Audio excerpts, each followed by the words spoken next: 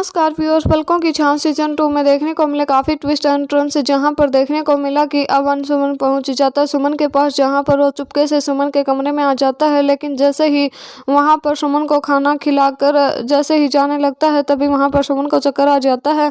फिर सुमन को अपनी गोद में उठाकर वहां पर बेड पर लेटा देता है, लेकिन उसका हाथ लगने से एक गमला गिर जाता है, जहाँ पर नंदन को कुछ आवाज़ सुनाई देती है। वापस पलटकर वो सुमन के कमरे में आ जाता है, लेकिन जैसे वो सुमन के कमरे में आता है तब तक अंशुमन छिप चुका होता है, वो उसे दिखाई नहीं देता है। तो वहाँ पर अब नंदन को शक होता है कि कुछ न कुछ गड़बड़ तो जरूर है। वो अंशुमन को ढूंढने की भी कोशिश करता है, लेकिन अंशुमन उसे कहीं पर नहीं मिलता है। तो अब सबसे बड़ा ट्विस्ट देखने को मिलता है, जहाँ पर अब सुबह हो जाती है।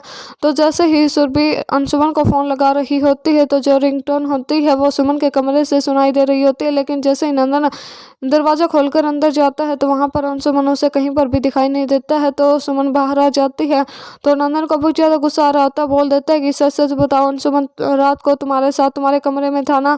तो वहाँ पर उसका गुस्सा आपे से बाहर हो चुका होता है। लेकिन अब नंदन कर देता है सारी हदें पार, जहाँ पर बोल देता है कि आज मैं तुम्हारे सुहाग की सारी निशानियाँ ही मिटा दूंगा, तुम दोनों के रिश्ते की जो जड़ है उसे ख़त्म कर देता हूँ। तो अब सुमन के पास आ जाता है, उसका मंगलसूत्र वहाँ से तोड़कर फेंक देता है, लेकिन उसे थाम लेता है अंशुमन। जहाँ पर अब सुमन का गुस्सा आपे से बाहर हो जाता है, क्योंकि अब की बार सारी मर्यादा लांघ चुका होता है नंदन। तो वहाँ पर अब सुमन सिखाएगी नंदन को सबक और अंशुमन से ले लेती है वादा।